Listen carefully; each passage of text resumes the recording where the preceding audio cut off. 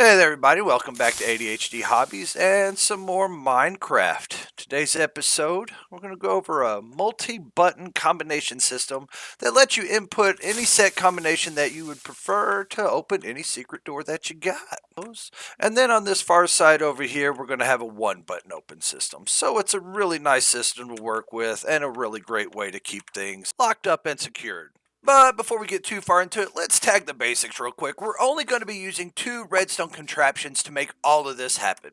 The first one is going to be the pulse extender. This is so that when you hit your buttons, the pulses extend. This is a very common pulse extender. You can find it in most all the big and major YouTube builds that you can find out there. Easy to make, super reliable.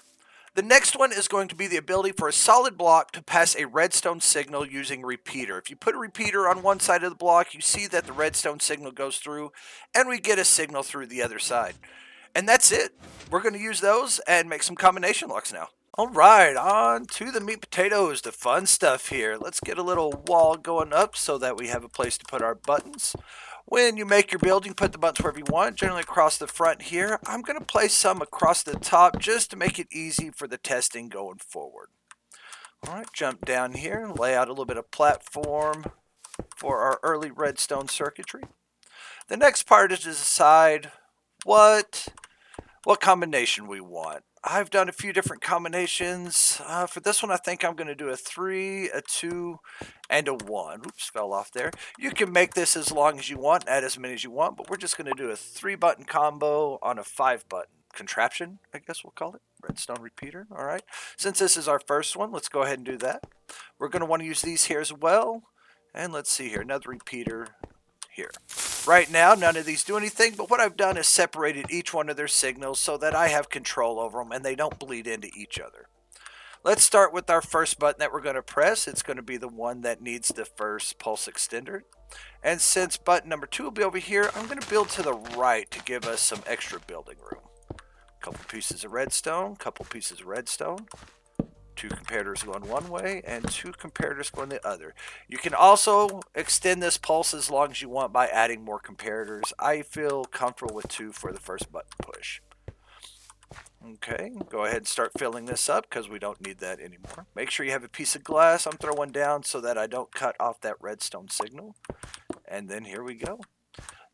Right next to this, though, we are going to put our first piston. We want that pulse extender, and I'm going to put a redstone brick there. You don't have to. I just use it because it makes it easy for me to see what's going on, and then I can fill in the rest of the platform. So all we've done is added a pulse extender and put a piston pointing up on it. That way I have control of it, and it keeps that piston up for a little bit of time.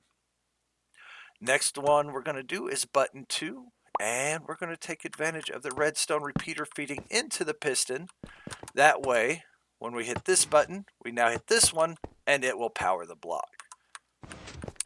This is where we're going to add the second pulse extender. That way it gives us time to hit the next button. And that's what each pulse extender does. It gives you just long enough pulse for you to be able to hit the next button in the sequence. Okay, and to do that, now we just need to connect button number 4 to button number 2. So let's come back here, relatively easy. And again, I'll put a redstone block on the front. And so that we don't bleed any of these signals together, let's go ahead and hit a repeater, and that is it. All we have to do now is, where do we want this signal to go out? And since we have all the redstone for it, let's see here, right there. Okay, bring up the first block, send the signal through for the second one. Boom, signal all the way out. Now time to make it fancy. One thing I like about these is I don't want to make it easy for people to be able to pick it. Right now you see if you hit the first button, you get piston sounds. If you hit the other buttons, nothing but button sounds. Dud, dud, dud, dud, dud. So we're going to throw them off a little bit. I built this, let's see here. We can come in here and let's add a piston here, and you can fill this in if you want to. And come around to the other side, do the exact same thing. Put a piston here, fill this in if you want to. All right, now when you hit the other buttons,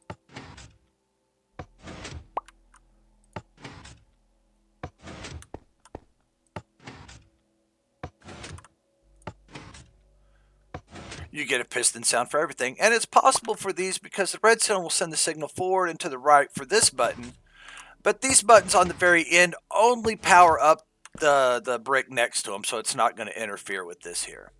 And using these mechanics, you can come up with virtually any combination of buttons that you want, and with simple uses of pistons, you can even add extra buttons.